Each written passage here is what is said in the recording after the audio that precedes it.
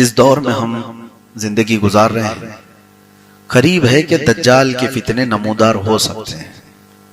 दज्जाल के आने के औकात करीब तर बताए गए हैं, लेकिन उसमें एक चीज ये भी है, एक अलामत ये भी मैं आपको बताऊं, दज्जाल उस वक्त जाहिर होगा जब उसके बारे में जिक्र करना छोड़ दिया जाएगा, यानी उलमा बयान करना बंद कर चुके होंगे, अवेयरनेस नहीं होगा।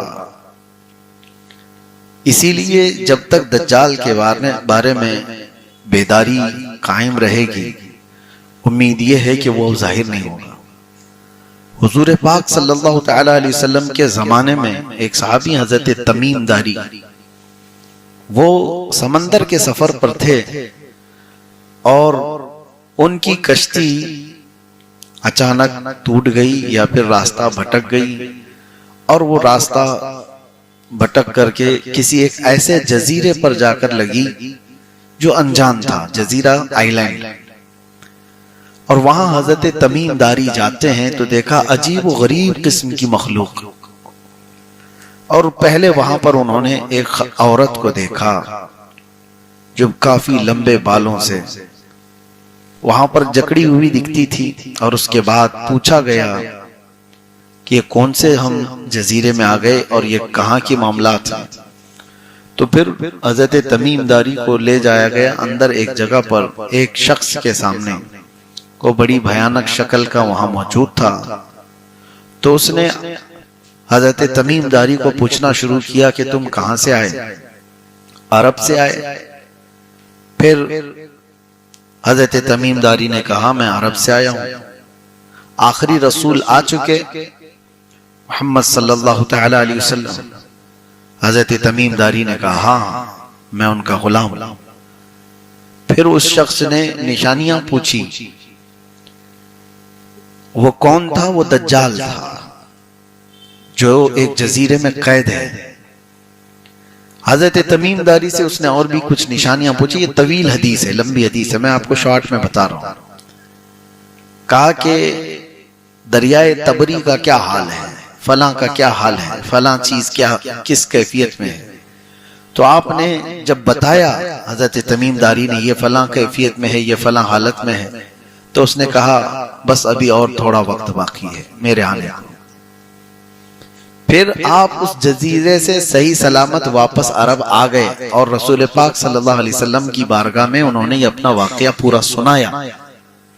तो अल्लाह के रसूल सल्लल्लाहु तआला अलैहि वसल्लम ने फरमाया वो दज्जाल है जिसको अल्लाह ने कैद कर रखा है, अनकरीब उसको छोड़ दिया जाएगा, वो जंजीरों से आजाद होकर आएगा और पूरी रूए जमीन पर फितना मचाएगा।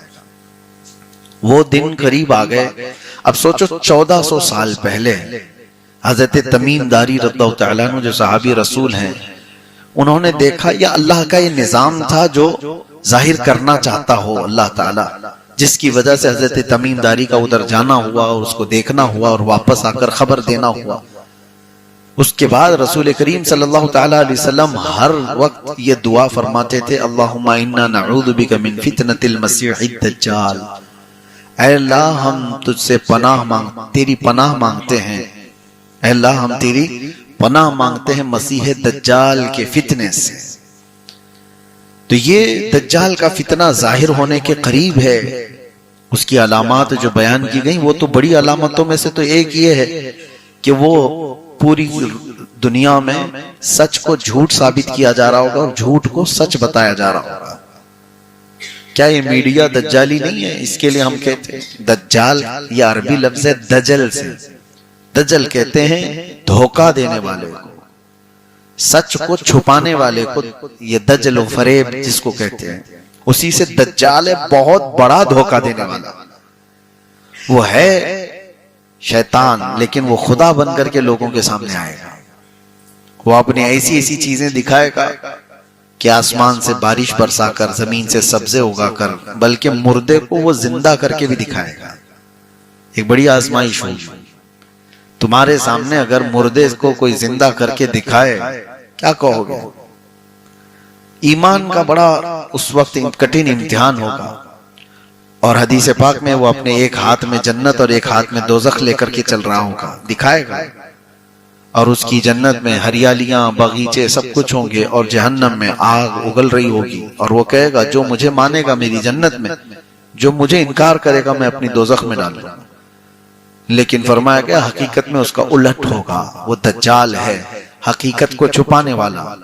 जो उसकी जन्नत में जाएगा वो हकीकत में अल्लाह की दोजख में जाएगा, और जिसको वो अपनी दोजख में डालेगा वो हकीकत में अल्लाह की जन्नत में जाएगा। तो वो दजल और फरेब से काम लेने वाला। मैंने ये जिक्र इसलिए छेड़ा कि हमें पनाह तो मांगना है, लेकिन साथ में एक वजीफा मैं बता रहा हूं। अल्लाह के रसूल सल्लल्लाहु तआला अलैहि वसल्लम ने इरशाद फरमाया, जो रोजाना सूरह कहफ की शुरू की 10 आयतें तिलावत करेगा, अल्लाह उसे दज्जाल के फितने से महफूज फरमाएगा।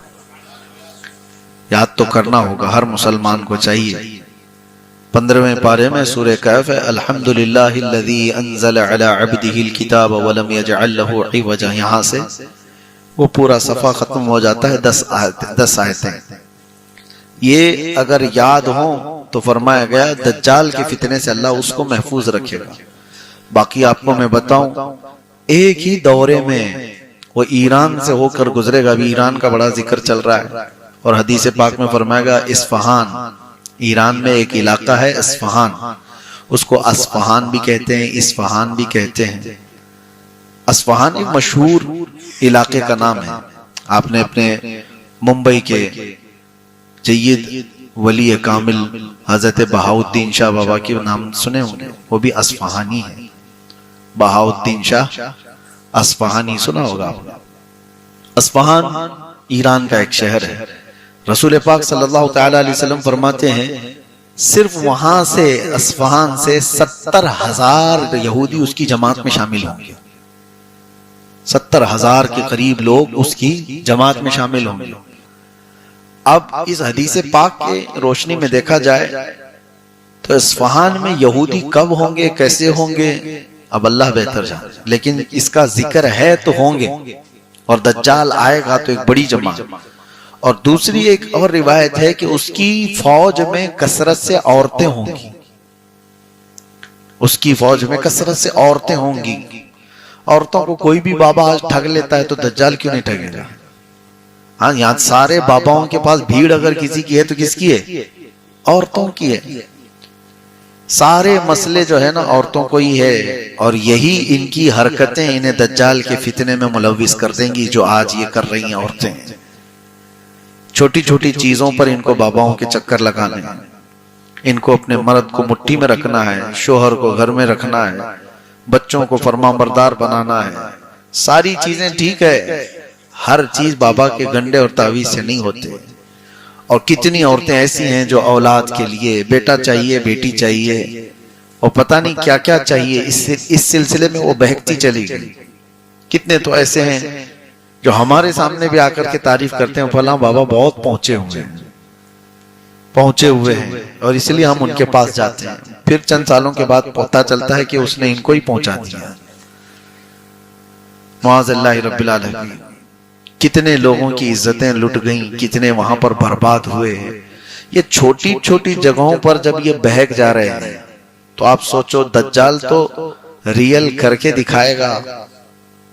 ये तो खाली वादा करके भेजते हैं ना। तुम्हारे 100% बंगाली बाबाओं के वो अखबार में आते भी हैं, ऐड आते हुए देखते होंगे, 100% रिजल्ट है, 110 भी आते हैं। तो यहां तो सिर्फ इनके दावे हैं कि नौकरी पक्की है, तलाक भी पक्की है, मोहब्बत भी पक्की, अदावत भी पक्की, सब इनके पास दावे हैं। लेकिन दज्जाल तो सामने रियल करके दिखा देगा। बाद की बात नहीं, अभी देख लो, बारिश बरस जाएगी, सब्जा उग जाएगा, मरा हुआ आदमी जिंदा खड़ा हो जाएगा, जिंदे को वो मार भी देगा, मौत दे देगा। ये सारी चीजें दजल कहलाती हैं। दजल ये हकीकत नहीं है। अल्लाह तबारक व तआला ने उसको जो चीजें दी हैं वो हकीकत को छुपाएगा इंसानों के सामने। और इसीलिए हदीस पाक में बार बार इसके मुतालिक अवेयरनेस पैदा किया गया है कि ऐसे सख्त इम्तिहान में तुम्हें साबित रहना कितना बड़ा कठिन मामला है। और हुजूर ने फरमाया आदम अलैहिस्सलाम से लेकर कयामत तक आने वाले जमाने तक इससे बड़ा कोई फितना रुए जमीन पर नहीं होगा दज्जाल के फितने से बड़ा फितना। सबसे बड़ा फितना है रुए जमीन का ही, उससे बड़ा फितना। और जिससे रसूलुल्लाह पनाह मांग रहे हो, हुजूर पाक सल्लल्लाहु ताला अलैहि वसल्लम पनाह मांगते हो रोजाना, तो फिर वो कितना खतरनाक फितना होगा। और हम लोग अभी आसानी से इसको सुन करके ऐसे ही गुजर जाते हैं। डरो कहीं ऐसा ना हो कि उस वक्त लोग देखा देखी माल के चक्कर में, शोहरत के चक्कर में उसके पीछे लग जाएं। हाँ, उसकी एक बात ये भी बताई गई, माल चाहिए तो वो भी उसके पास मिलेगा, फेम चाहिए वो भी उसके पास मिलेगा, पावर चाहिए, तख्त हुकूमत वो भी उसके पास मिल जाएगा, बहुत जल्दी जल्दी वो चीजें दे देगा। तो इन तमाम चीजों के जो भिखारी हैं वो बहुत जल्दी चले जाएंगे, पैसे के, पावर के, शोहरत के। ये ख्वाहिशात जिसकी हैं वो दज्जाल की फौज में ऑटोमेटिक शामिल हो जाएंगे। और जिनको आखिरत का डर होगा वो बचे रहेंगे, अल्लाह तबारक व तआला का खौफ होगा, वो बचे रहेंगे। बाकी यहाँ तो हजारों को आप देखते हैं, हम कोई थोड़े से भी पैसे बांट रहा हो तो उसके यहाँ तो भीड़ लगी जाती है। कोई अगर पावर देने की बात करे तो उसके पास आगे पीछे तो घूमने वालों की कतार लगी जाती है। तो दज्जाल के साथ जब ये सारे ऑफर मिल रहे हो तो कितने लोग जा रहे होंगे। अल्लाह हमारी हिफाजत फरमाए। सूरह कहफ के मुतालिक इसलिए मैंने कहा, इसमें अल्लाह ताला ने कुछ ऐसे नौजवानों का जिक्र फरमाया है जो अपना ईमान बचाकर बादशाह से निकल गए थे। वो कितने थे, 7 थे या 8 थे, अल्लाह को उनकी तादाद बेहतर मालूम, कितनी है वो अल्लाह बेहतर जानता है। एक बात यह है, सूरह कहफ कब उतरी वो भी मैं बता दूं। यहूदी आए थे 3 सवालात लेकर के हुजूर सल्लल्लाहु अलैहि वसल्लम के पास। बहुत तवज्जो से सुनिए इस चीज को। 3 सवालात लेकर के आए थे और उस वक्त रसूल करीम सल्लल्लाहु ताला अलैहि वसल्लम से उन्होंने ये पूछा था। उसमें से एक सवाल ये था, असहाबे कहफ कितने थे, असहाबे कहफ कितने थे। तो हुजूर सल्लल्लाहु अलैहि वसल्लम ने क्या फरमाया, कल आओ मैं बताता हूं। क्या फरमाया, कल आओ मैं बताता हूं। वो चले गए, कल आए, हुजूर सल्लल्लाहु अलैहि वसल्लम वही के इंतजार में थे कि अल्लाह ताला कुछ वही नाजिल फरमाएगा, मैं जवाब दूंगा। वही आई नहीं। दूसरे दिन वो आए तो हुजूर ने फिर उनको भेज दिया, कुरान की वही आई नहीं, तुम जाओ फिर मैं कल बताऊंगा। यहां तक के 15 दिन गुजर गए, जिब्राइल अमीन कोई वही लेकर नहीं आए। रसूल पाक सल्लल्लाहु ताला अलैहि वसल्लम गमगीन हो गए कि मुझसे कोई ऐसी चीज हो गई कि अल्लाह नाराज है। वही का सिलसिला रुक गया।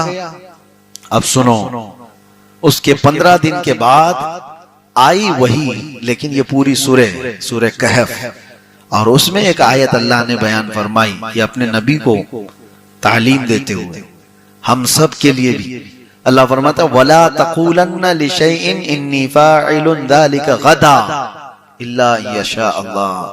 ऐ रसूल, हरगिज हरगिज ये मत कहना कि कल मैं ये करने वाला हूं, हरगिज मत कहना। हुजूर ने क्या फरमाया था यहूदियों से, कल आना बताऊंगा। अल्लाह फरमाता हरगिज ये मत कहना कि कल आना या कल मैं ये करने वाला हूं, बल्कि जब भी कल की बात आए तो कहना इंशाअल्लाह। ये अल्लाह ने तालीम फरमाई, इल्ला इंशाअल्लाह, हाँ मगर अल्लाह चाहे तो ये हमारी जिंदगी का भी मामूल हो। अब हम इंशाअल्लाह कहते हैं तो लोग कहते हैं पक्का बोलो ना। इंशाअल्लाह का मतलब क्या है? आपको ऐसा लगता है शक है तो बोलता है आदमी? नहीं मेरे अजीजों, जो यकीन की बात हो उसको भी इंशाअल्लाह कहा जाए। आपको अगर किसी ने बुलाया दावत में, आपको क्या कहना है? हाँ मैं इंशाअल्लाह आऊंगा। तो सामने वाले को ऐसा क्यों फील हो रहा है कि ये इंशाअल्लाह बोल रहा है, टालने वाला तो नहीं? ऐसा नहीं है, ये माहौल, ये मेंटेलिटी बनी हुई। बल्कि यकीन वाला जो तुम्हारा मामला होगा उसके लिए भी आप इंशाअल्लाह का ही इस्तेमाल करें। ऐसा होता था हमारे साथ। हम जब मिस्र गए थे, शुरू में हमारे हॉस्टल से जो कॉलेज जाने की बस होती थी, 80 नंबर की बस होती थी, वो जाती थी। शुरू में जब जाके खड़े हुए, हमको मालूम नहीं था, तो हम ड्राइवर से पूछते कि मदीना नस्र जाएगी ये, यानी हमारे कॉलेज जहां पर है। ड्राइवर कहता इंशाअल्लाह। तो हम मुंह देखते खड़े हो जाते कि ये जाएगा भी कि नहीं जाएगा, इंशाअल्लाह क्यों कह रहा है। तो ये यहाँ का मिजाज बना हुआ था। और वहां अरबों का हाल ये है कि यकीन वाली चीज भी, उसको जाना ही है वहां पर, वहीं जाने की बस है वो, उसके बावजूद भी वो कहता है इंशाअल्लाह बेइज़्निल्लाह। ये मुसलमानों की आदात में से है, सिफात में से है। हमारे वालिद फरमाया करते थे इंशाअल्लाह कहने के सिलसिले में, एक आदमी घोड़ा खरीदने जा रहा था और 50,000 रुपए लेकर के निकला था। इमाम साहब के पास आया, कहा कि हुजूर आज एक बेहतरीन घोड़ा खरीदने जा रहा हूं। तो हजरत ने कहा इंशाअल्लाह कहो। इसने कहा काहे को इंशाअल्लाह, पैसा भी तैयार, सब कुछ तैयार, मार्केट सामने है, अभी जाऊंगा शाम में घोड़ा लेके आऊंगा, सब कुछ रेडी है, फिर क्या इंशाअल्लाह कहना है। तो हजरत ने समझाया, लेकिन वो तुर्रम खां था, गया। घोड़ा बाद में खरीदूंगा, पहले होटल में बैठ के बिरयानी खाया, जम के बिरयानी खाया। और उसके बाद जब बिरयानी मुकम्मल हुई तो पता चला किसी ने जेब काट लिया, पूरे पैसों की पर्स ही मार लिया कोई। उसके बाद फिर उसकी हालत खराब हो गई। वहां तो होटल में पैसे देने को नहीं थे, तो होटल वालों ने प्लेट धुलवाए, टेबल साफ करवाए, सब कुछ करवाए। शाम में वो आया इमाम साहब के पास, मगरिब में पहुंचा। हजरत ने पूछा घोड़ा कहाँ है। तो उसने कहा कि हजरत घोड़ा बाद में, इंशाअल्लाह मैं होटल गया था, इंशाअल्लाह बिरयानी खाया, इंशाअल्लाह पैसे चोरी हो गए, इंशाअल्लाह टेबल साफ किया, इंशाअल्लाह प्लेट धोया, और इंशाअल्लाह अभी आ गया। अब जिंदगी भर इंशाअल्लाह। तो ये आपको इसलिए मैं अर्ज कर रहा हूं कि तुम्हारे साथ कोई हादसा हो जाए उसके बाद सीखोगे नहीं, बल्कि इंशाअल्लाह में वो ताकत है। हजरत सुलेमान अलैहिस्सलाम के मुतालिक फरमाया, उन्होंने एक बार ये कहा था, उनकी 100 बीवियां थी, आता आज की रात में सारी बीवियों के पास जाऊंगा और हर एक से एक एक मुजाहिद पैदा करूंगा। वो नबी थे, नबी की कुव्वत और ताकत 100 मर्दों से ज्यादा हो। उन्होंने कहा, लेकिन इत्तेफाक ऐसा हुआ कि आप सारी बीवियों के पास गए भी, मुलाकात भी हुई, किसी भी बीवी को हमल नहीं ठहरा सिवाय एक के।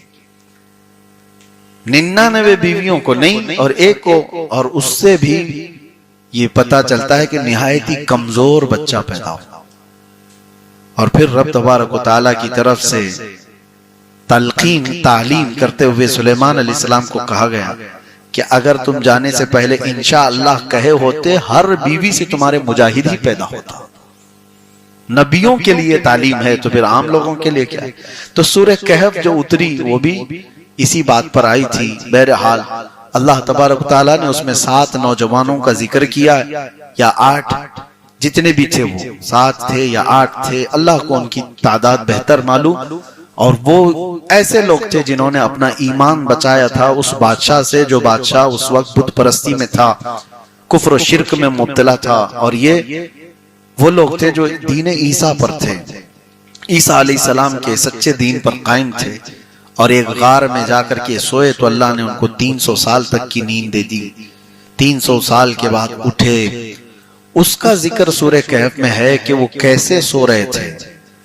वहां पर सूरह वो जो गार था उसमें कैसे सोते थे। कुरान में अल्लाह फरमाते हैं, तरशम्स इज़ा तलअत तज़ावरु अन कहफिहिम ज़ातल यमीन व इज़ा गरबत तक़रिदुहुम ज़ातश शिमाल।